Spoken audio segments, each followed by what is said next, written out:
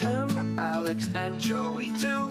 Got a show for me and you, games and films and tunes they'll skew. Some laughs, some groans, it's nothing new.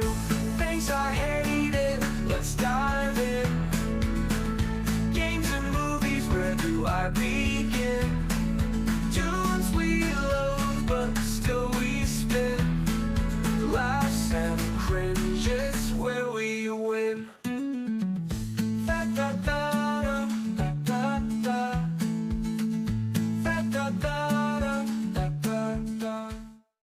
Welcome back to Thanks I Hate It. Gentlemen, it will be a good harvest this year.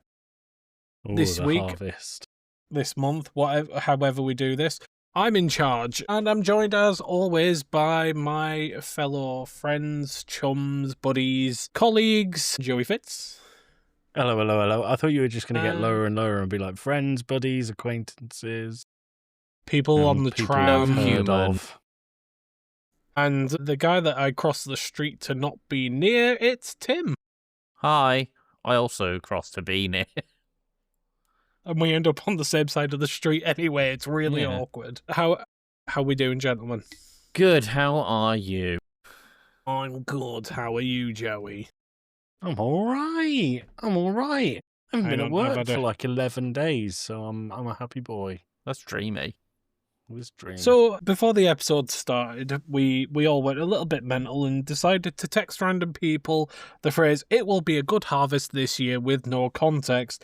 Tim has sent it to a works group chat. Joey, you sent it to Chris?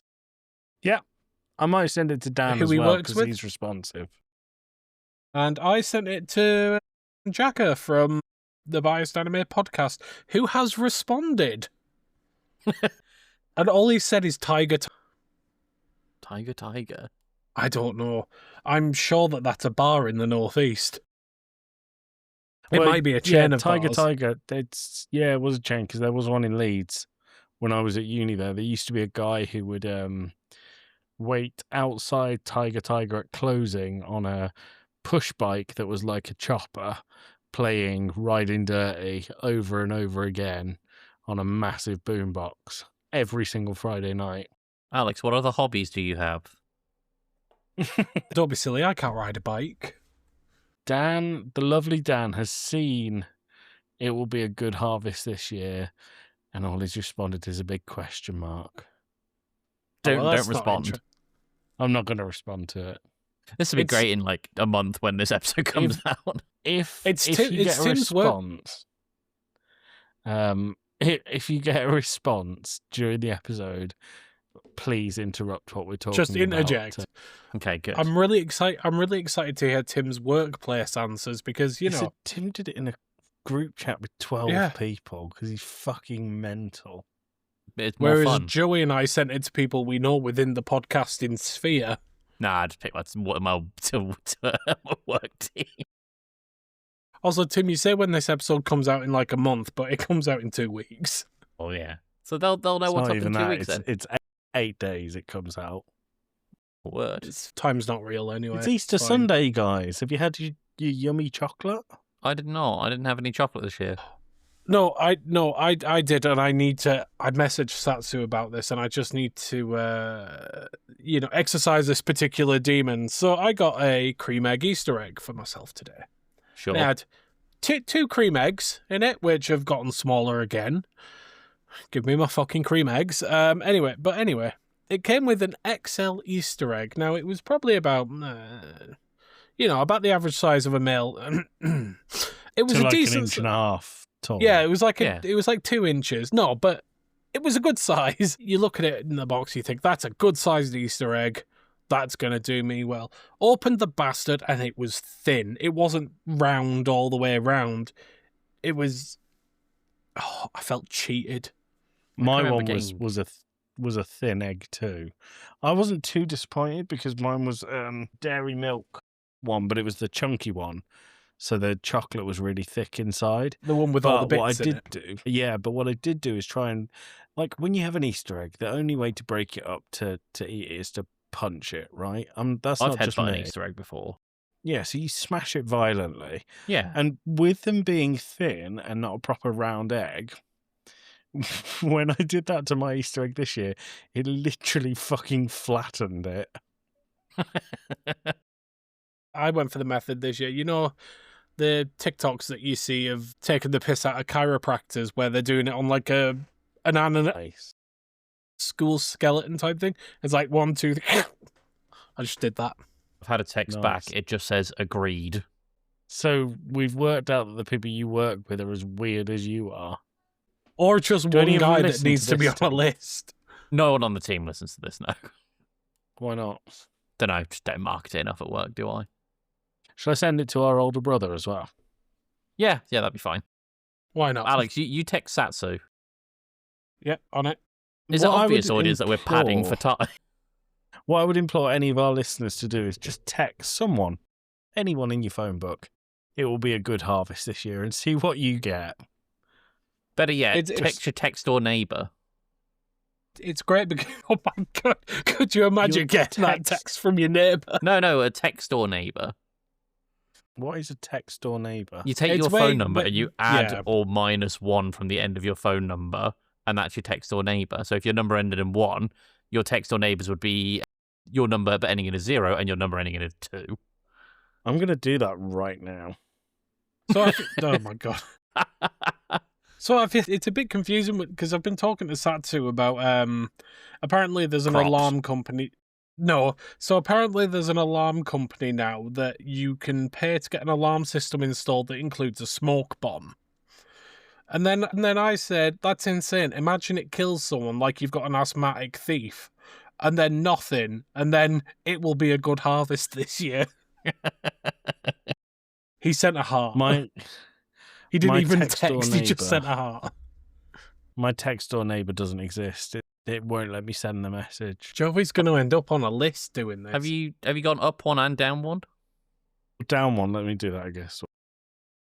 Joey's going to end up with the police at his door. So, audience, the episode after this one, it's just me and Tim with a guest. Joey's in prison and we're not quite sure why. Good harvest. It was a Yeah, good but harvest. the harvest is fucking strong. Let's talk about Guild Wars 2. We've been here for 10 minutes. Text door neighbour, the text has sent. So. That's good. No. Yeah, so we're here to talk about Guild Wars 2, which, as most people probably know, is an MMORPG. But as maybe less people know, Joey fucking hates MMOs. Isn't that right, I Joey? don't think less people know that, Alex. What's your problem with MMO? We probably discussed it in the WoW episode, but that was so long ago. They're grindy. They pad like there's no tomorrow. They are often not as MMO as they say they are in today's day and age, because I feel like they had a time and a place and they are nowhere near as popular as they were. I just don't vibe with a fetch quest simulator that, is just big for the sake of big. It doesn't feel like it feels like it's style over substance a lot of the time. But if I remember rightly, you didn't have the worst time in the world with WoW. Didn't have a great time. I had a time. I didn't had an okay come time. out of it thinking what a shit show, but I didn't come out of it ever thinking I will play that again for a second. Yeah. And Tim and I both have quite a bit of history in MMOs, I think it's safe to say. Yeah. Final Fantasy XIV, World of Warcraft, That's RuneScape. what Final Fantasy 14's my goat. Final Fantasy XIV's fine. Old Fantasy But we'll get on. 14. But before this, Tim, had you played Guild Wars? No, I was aware of it, never played it. So, Guild Wars is a funny one because, well, I played the original way back when, and it was one of those that when it was out and active, it was getting touted as the one that could potentially be the WoW killer. There's been plenty of MMOs since that have tried, but nothing seems to be able to do it. I've actually got numbers because I was having a look. So according to this website called Active Player, so take it with a pinch of salt because God knows where they're getting their information from. Guild Wars 2 has a player count, a monthly player count of about 11,000. Good size. RuneScape, both versions of RuneScape, so the old school and the new version, clocking around about 10,000. Final Fantasy XIV clocks in at 92,000. And World of Warcraft comes in at a measly 8 million. Wow. So I have to wonder how many of those it's are going to be the bots. WoW killer.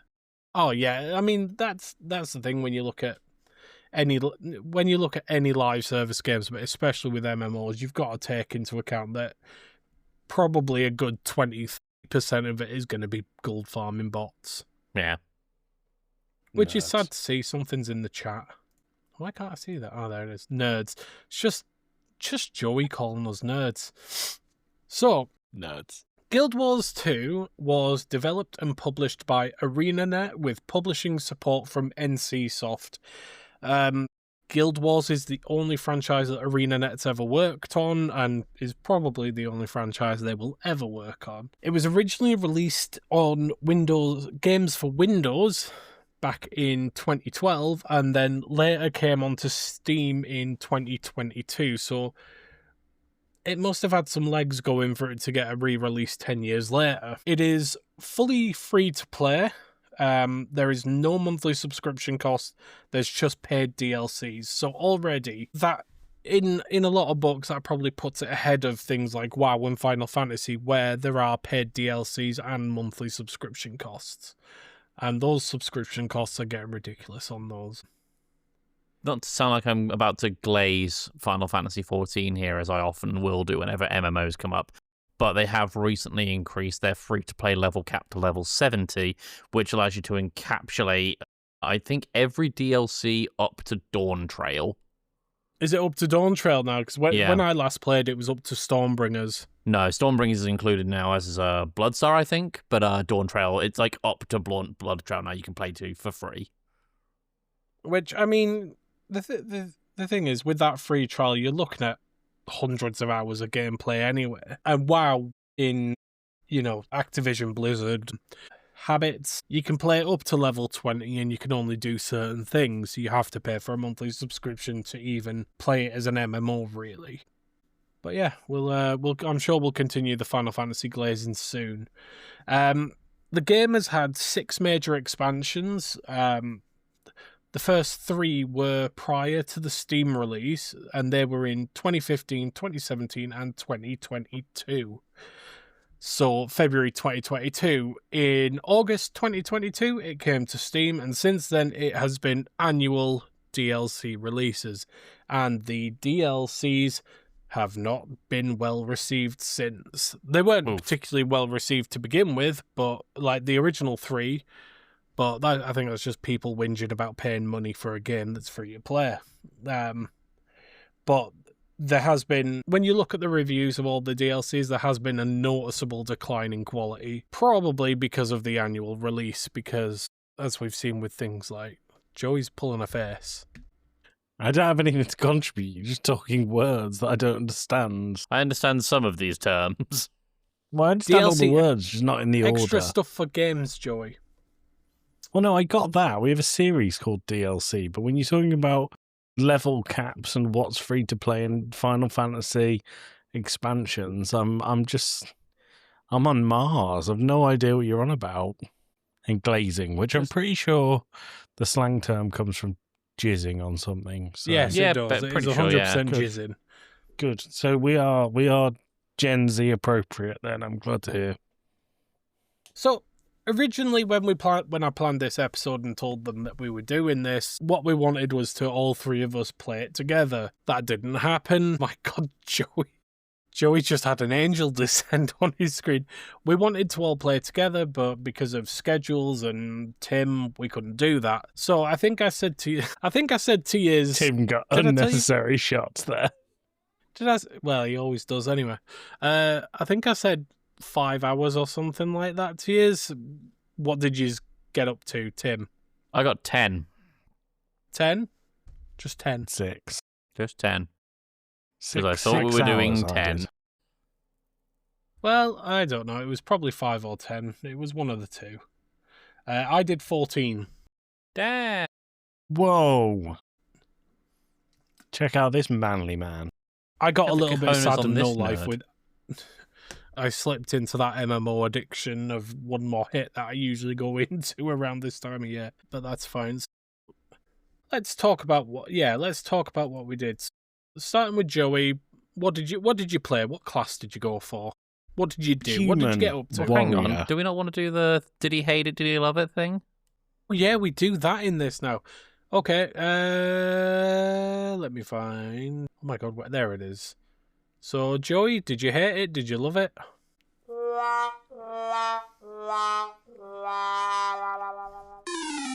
Apparently, you have to click the play button. That helps. So this is a not enjoy it with a big caveat that it wasn't awful. I think I had a better time with this than I did with World of Warcraft.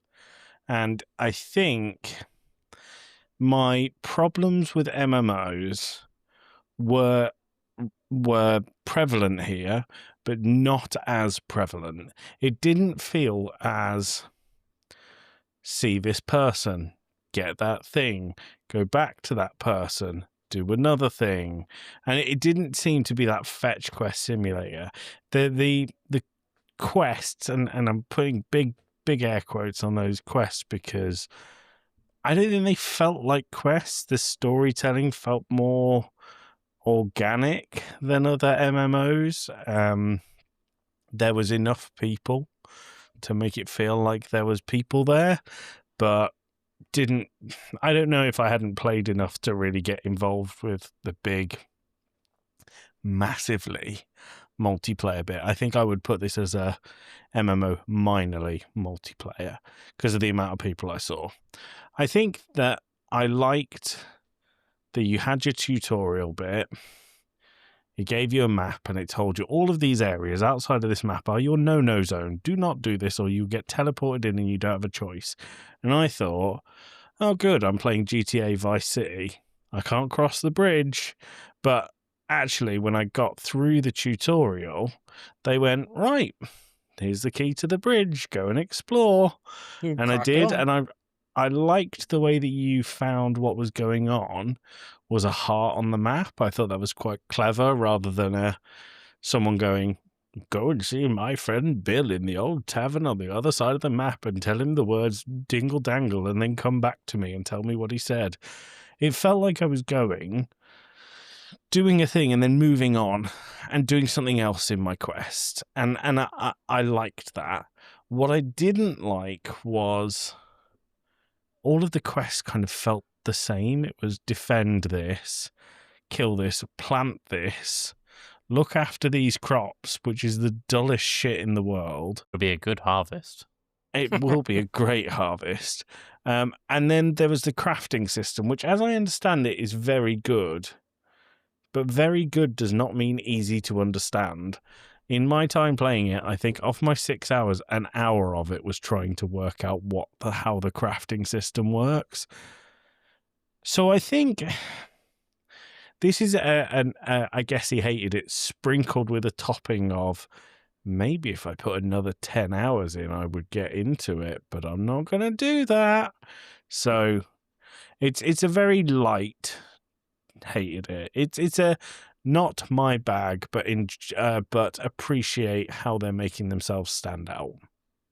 So to sort of clarify the quest system a little bit, what you'll find in things like Final Fantasy, World of Warcraft, and so on, you'll have a quest log and you'll have your main story quests, you'll have your side quests, which are just shit you can do, and you might have some area-specific quests, world quests, little mini-world bosses, things like that.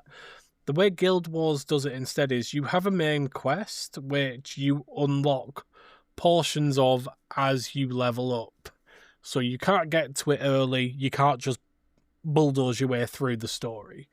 As you traverse in the map, you find these little hearts on the map, and what these are locations with a specific NPC who, by doing little bits for them around where they are, you gain some reputation with them and they'll give you a bit of story about what's happened in the land. So you might find a farmer and he'll be like, oh, harvest me some apples and kill some spiders.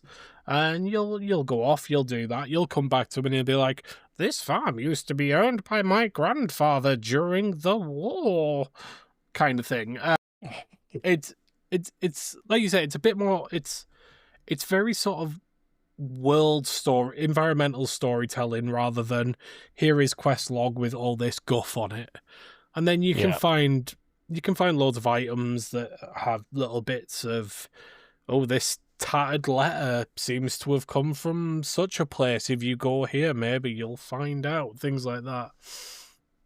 Like I said, there is a main story quest and there are side quests and stuff, but they're not the focus. They've focused on the environmental storytelling of it. And you mentioned the crafting. There's a number of crafting professions you can pick up, and it's the same across any other MMO that you might play. It's going to be leatherworking, cooking, jewel crafting, armor smithing, weapon smithing, all that kind of guff.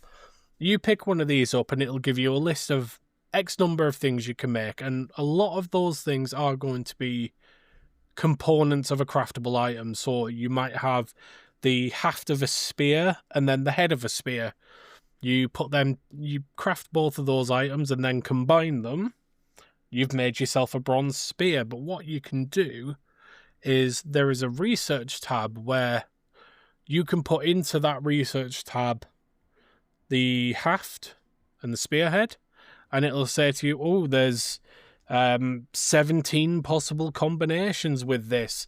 And what it'll do is it'll highlight everything that's in your inventory that you can combine into that, and you will unlock that recipe. So it might be, using the spear as an example again, if you put a certain insignia, it becomes a mighty spear. If you put a different one, it'll become a vitality spear. And it's a slightly different way of doing the crafting, other than you're level 10, you can now craft all this crap. Didn't get it. Thank you for explaining. I think that's clearer than it did in the game, but I did not get any of that. I mean, that maybe is, I was too low a level to really get into what that meant, though. The crafting in Guild Wars is slow. It is very slow to level up, and especially gathering the resources. Especially when you compare it to something like Final Fantasy, where you can get to level 50 in about 3 minutes. That level 70 cap's not sounding as good now. Oh yeah, we're doing the did he love it, did he hate it? You're the one that called me out on it. Oh, well, I guess he hated it.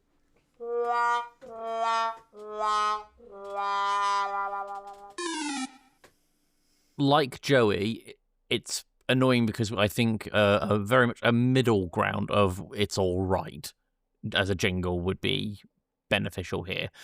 I didn't hate it, but I think I didn't like it as much as I wanted to like it, because I like an MMO. As we've been recording this episode, I've set Final Fantasy XIV to re-download. I just felt with this, and maybe it's only the fact that I've only put 10 hours in, and maybe it's the fact that while playing it, I was just like, but it's not Final Fantasy XIV. It felt like, to me, the game felt almost like a little railroady in progression, which is not what I want from an MMORPG. It was nice that as Joey said, after the tutorial, it almost gave you the keys to the kingdom and was like, go off and go and do whatever you need to, but here is a suggested path. That's great. Love that. Fantastic idea. But it felt like that suggested path was just go there, do thing, go there, do thing, go there, do thing, go there, do thing, ad nauseum, to the point that it was like, well, how the fuck do I get back to where I was originally at before to go and do some other side quests? And I know that's like, there's bound to be some sort of fast travel system, but I'll be damned if I could work that out in Guild Wars 2. For what it's worth, I played as the Asura, which is like a little, like a Golomancy gnome thing. I picked it because I wanted to make a weird-looking Dobby the house elf. So I did that, and yeah, it was an okay story for the tutorial. There's a bit of a Golomancy internal war struggle thing amongst the Asura, and then at the end, the person who you trusted turned out to be on the wrong side of the Golomancy civil war in the other fight, and then you go off and do whatever you want. But then like, each quest after that is just like Joey said, go and plant some plants. Oh, these plants are electric-based plants, so you need to do electric Golomancy near them. These ones are fire-based, so go do fire-based Golomancy near them. It's like, oh my god, it was a little mind-numbing, but I couldn't progress down the main path without doing this really tedious work that the tutorial already taught me about 4 hours before. It felt like a reinforcement thing to me, in almost like a, hey, you did this like 3 hours ago, do it again. Hey, you did this like 2 hours ago, do it again. Over and over and over again. And yeah, you could argue that's part of the grind of Guild Wars 2. It's a part of the grind of any MMO. But there are ways to make that shit engaging, like a compelling story, which I don't think this had. There are ways to make it interesting with interesting gameplay, which I guess this had with Golomancy. I've never done anything sort of like that in an MMO RPG before. Sure, I'll give it points for that. But it's just, it didn't grip me. Did not grip me. And you know what? For those 11k people who I'm sure have put at least 10 hours into the game, more than me, I'm sure it's great for them, but for me, not so much. But that's because I cannot get away from the suckling teat that is Final Fantasy XIV. So you talked about you played an Azura, so just quickly to go over the races, there are a whole 5 of them. Wow. There is the Azura, which are the little Dobby the house elf looking things. There are the Sylvari, which, let's face it, they're the elves, but they're weird, corrupt plant elves. You've got humans, which are... What are they? They're human. They're you and me, Tim.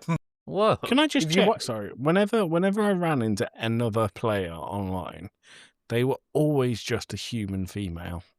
I don't think I saw any other race. Is that because of where I spawned?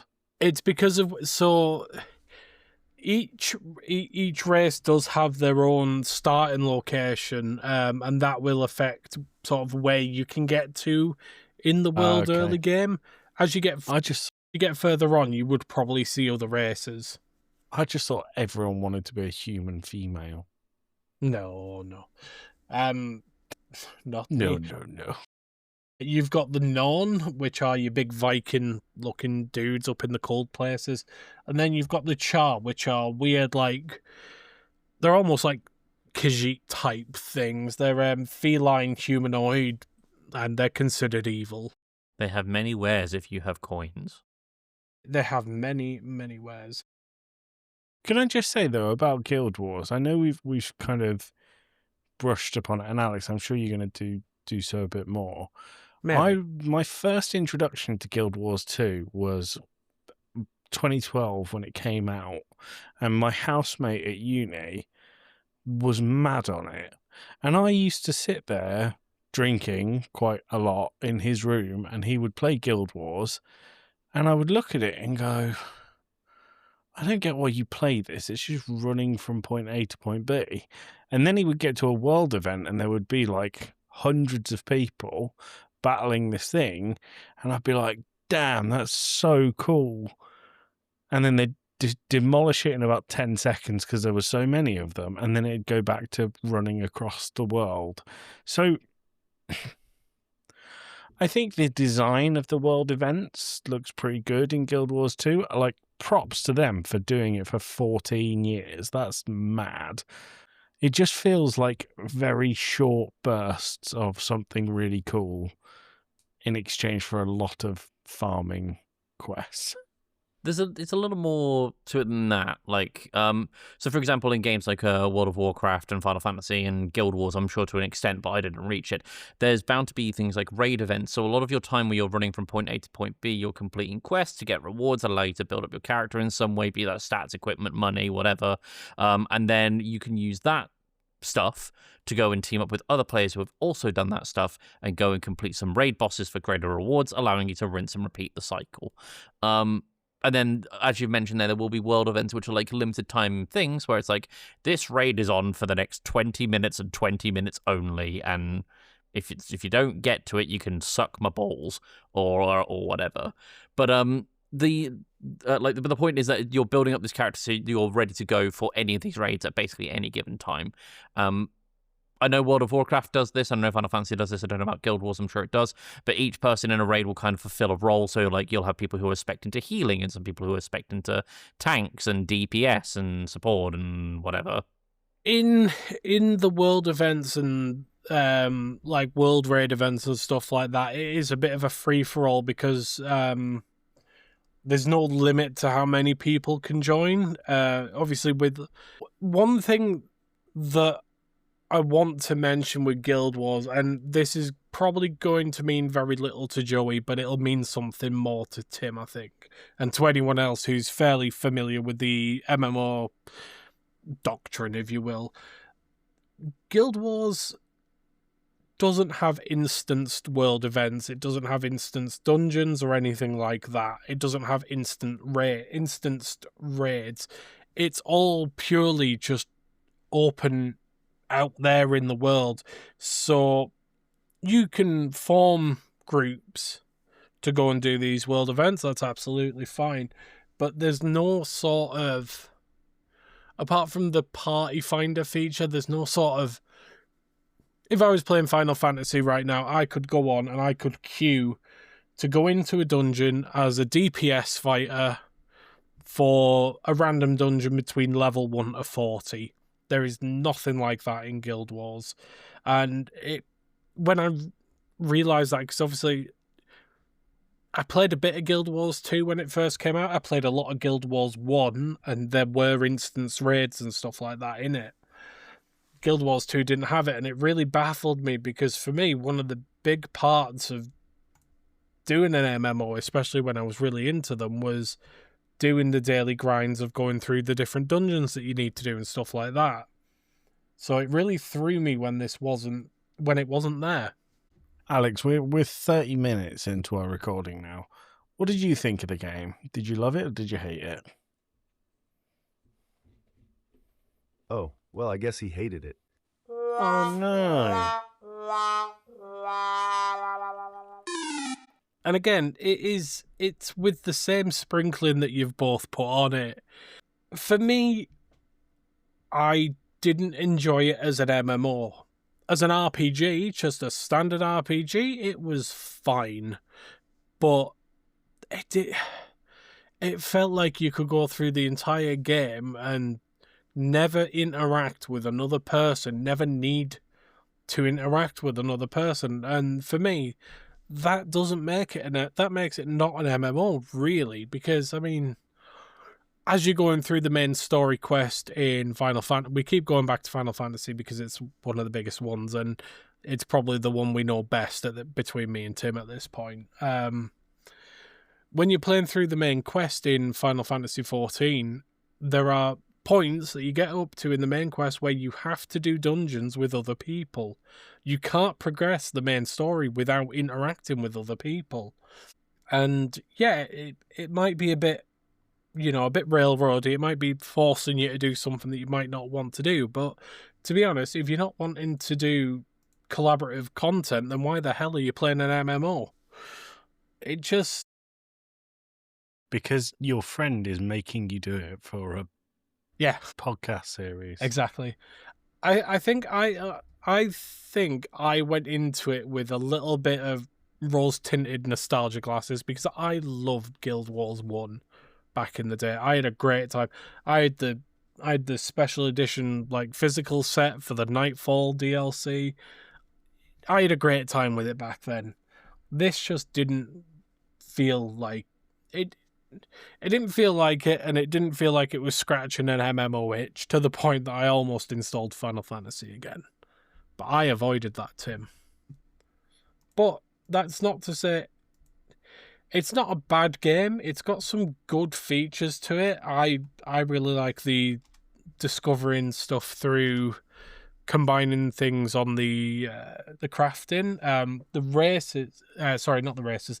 The classes, there are 8 classes that you can play, but they are very, very customizable to and it's not complicated to do it. So you have 5 active effects, 5 active attacks that you can do, which will change based on the weapons you're wielding. So if you're wielding a staff, it's going to be a different set of attacks to what you might have with a sword and shield, regardless of the class.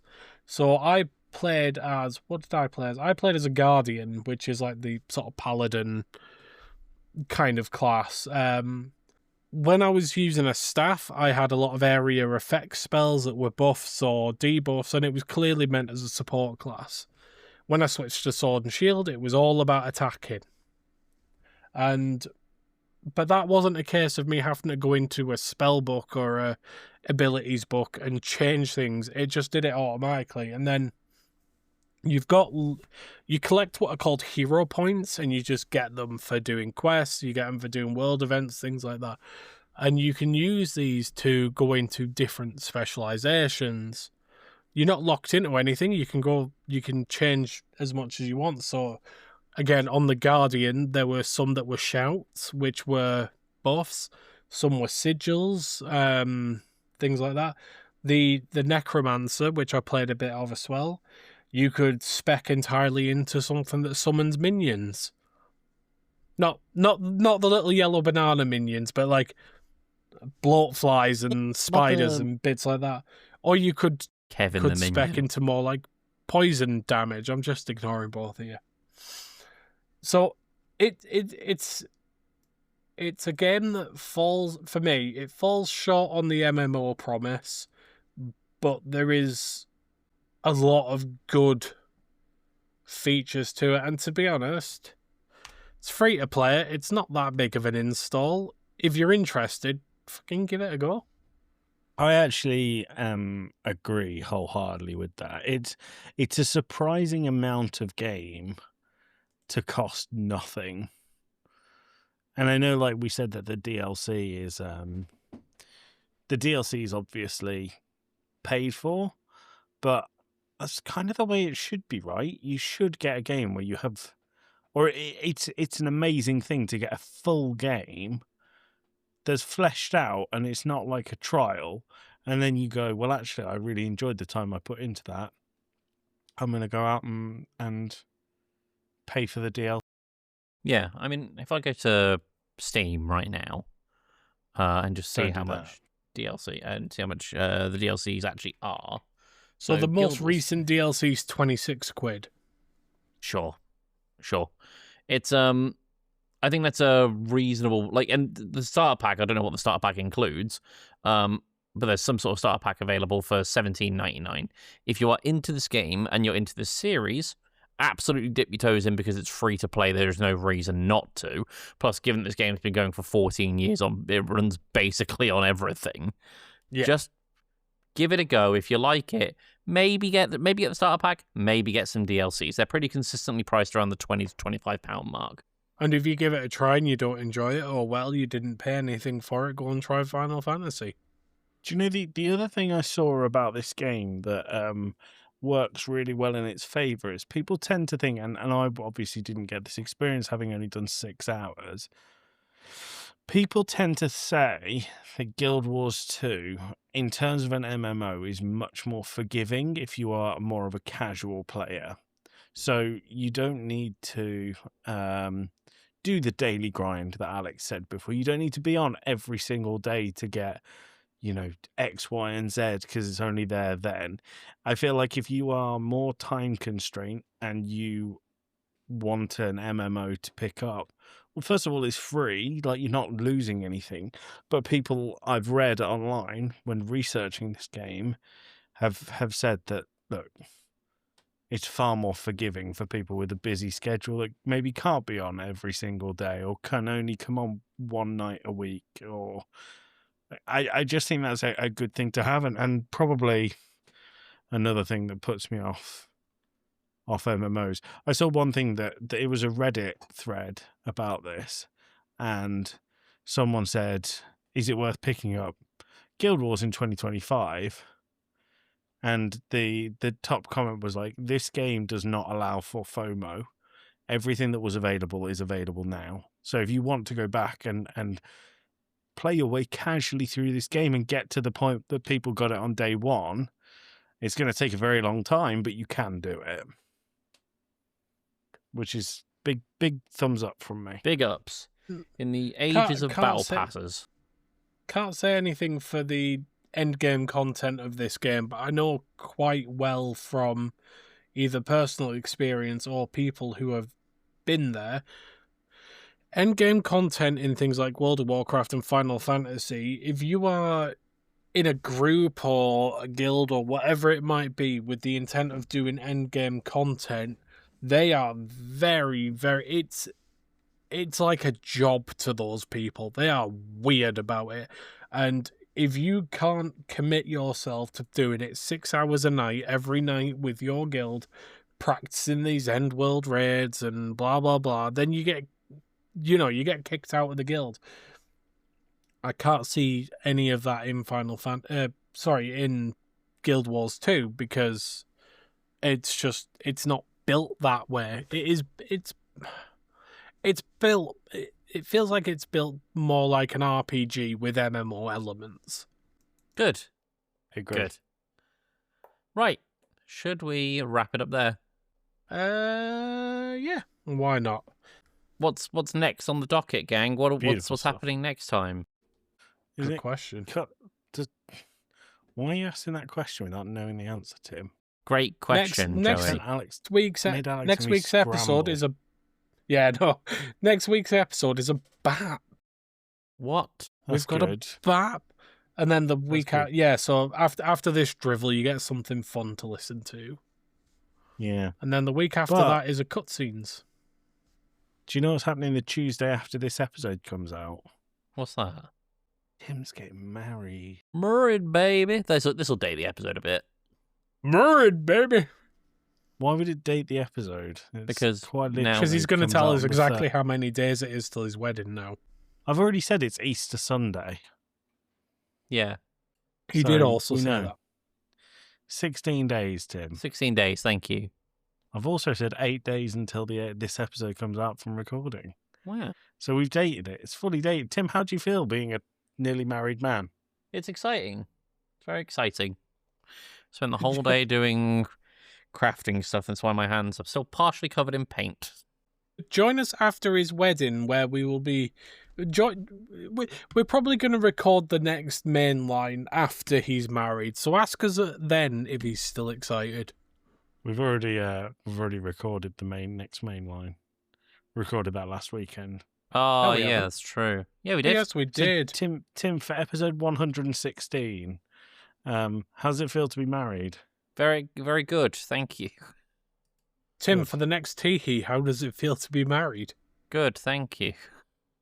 Well, Excellent. we'll ask that because we haven't recorded that yet. But Not yet. I'll be before. Yeah, it'll be sometime. Sometime soon. Nice. Good. Well, there you go.